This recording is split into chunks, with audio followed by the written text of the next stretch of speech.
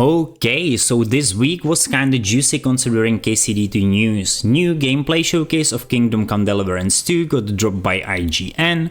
We got 10 minutes hands-on video also by IGN. New Czech interview Daiban Zing magazine. And the biggest news is a new release date, plus system requirements and new gameplay trailer. So let's get into it. Alright, I won't let you wait anymore. Game releases on a new date, February 4th, 2025. That is a week earlier.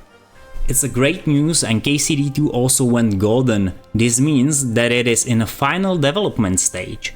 Now, the second or maybe the most important thing for most of you is system requirements. And here they go. The PC specs are as followed. The minimal requirements require you to have Windows 10 or newer. For processor, it's Intel Core i5 8400 or AMD Ryzen 5 2600. For RAM, it's 16 GB. For GPU, it's NVIDIA GeForce GTX 1060 6GB or AMD Radeon RX 580 and 100 GB of free space. Recommended are Windows 10 or higher. For processor, it's Intel Core i7 13700K or AMD Ryzen 7 7800X3D, 32 GB of RAM, GeForce NVIDIA RTX 4070 as GPU or AMD Radeon RX 7800 XT and 100 gigs of free space. And that's it. That's really good. I have to say the minimal specs are super good as far as GPU goes. It's just 1060. That's good. Now we are going to dive into the new IGN video with the first 45 minutes of gameplay. This is my quick summary. Behold, some spoilers are waiting ahead. The game starts at the fortress in Suchdol. We can see Hans Capon and Father Godwin defending Suchdol against attackers. We play briefly as a Father Godwin, and we will have the opportunity to wield crossbow for a while when defending ramparts.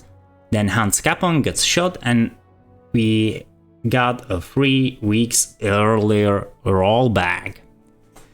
In the next scene, Hans Capon with us as Henry is riding to Czech Paradise to visit Trotsky Castle. We can see some of the beautiful landscape while boys have some chit-chat. Then we meet a small unit of Trotsky men on the edge of Věžický Pond. This is the pond from the second death stream. Our company settles down for night and we have some opportunity to look around. We can see our dog Matt being back immediately. It is apparent from the start that he will be our companion again. We can also play dice and train sword fight with Sir Hans. When trying sword fight, we can practice the basics of a new system and Hans gives us a basic rundown. We will try attacking, blocking, perfect blocking followed by attacking, and lastly, we will fight Sir Hans in duel. If you want to see detailed breakdown of most of the information about KCD2, check out my 30-minute video link in the description. I do these videos in my free time after work. I appreciate any likes, subscriptions or comments below in the video. It helps me and my channel tremendously. Now, back to the video. After stretching our legs, we will sit and chat with boys by the fire. The boys will mention Teresa in conversation, situation with Henry's fathers, and other information from KCD1. I see it as a reminder or fast rundown for newcomers or people who forgot what happened in the first game to get oriented in the story quickly. After that, Hans and Henry will go for a bath in the pond. Then the gameplay cuts out with teaser that more information will come throughout the December. Alright, next is exclusive info from Czech interview. I have done summary in English, you won't find this anywhere else. And the interview was done for Zing magazine and was done with Petr Pekař, lead cinematic designer for KCD2. The interview was about motion capture. Any animations that are involving human activities are done in motion capture for KCD2. This is faster, easier, cheaper and more precise than handmade animations. In-game animations such as combat animations or animations for cutscenes are done by actors. All of this is done in motion capture. Petr mentions that they would like to do motion capture for animal movements, but it is way too complicated to do it, so they had to stick with capturing just human animations this way. They had to prepare similar way as for shooting film scenes. Things like storyboards are used. Also, they need to prepare props because the cutscenes are in 3D environment. They need to prepare things like walls, tables and other objects. So it wouldn't happen that someone walks through wall, for example. Scenes are done as a one shot and after that are cutted. This is a big challenge. All the scenes and all the acting must be done with precision. On top of that, actors have to use imagination to imagine the scenes from the game or the settings. As actors for motion capture are used real actors from films or TV series, mostly from English-speaking countries. Then Czech actors, stuntmen, or some things are captured by Warhorse employees. It all depends on the type of a cutscene or animation.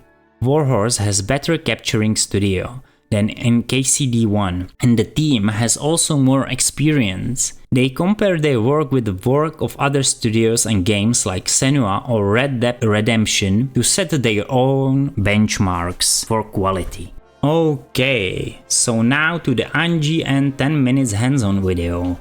IGN had the opportunity to play the parts of the game shown in the first and the second dev stream done by Tubby and his colleagues. Maybe they had more broad access to the game, but we don't know how big. IGN quickly mentions the basics of the story and the fact that we are thrown into the world of 1403 Bohemia right away. Perks in KCD1 came with some disadvantages. In KCD2, perks are more straightforward upgrades. I have mentioned this before and now it's confirmed from another source.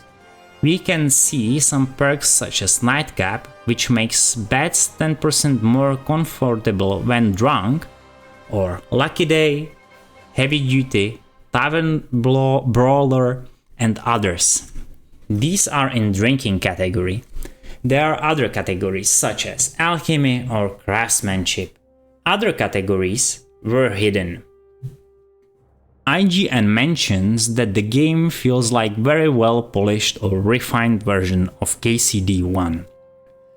According to IGN, Warhorse doesn't reinvent the wheel, they build on the old foundations and make everything even better while adding new things. There is a quick mention about presets, about outfits and the way we appeal to NPCs and how it affects their behavior towards us. They also mention easier alchemy system and a new blacksmithing minigame for forging our own gear. We will have scholarship instead of reading skill. That will require us to read books to gain points. We can get information from the books that can be used later in many situations. At the end, KCD2 is highlighted as better, more refined and exciting experience with a lot to offer in means of a big open world, intriguing story, even better side quests than before and much more. This is all for today. I'll see you in the next one and until then, keep gaming.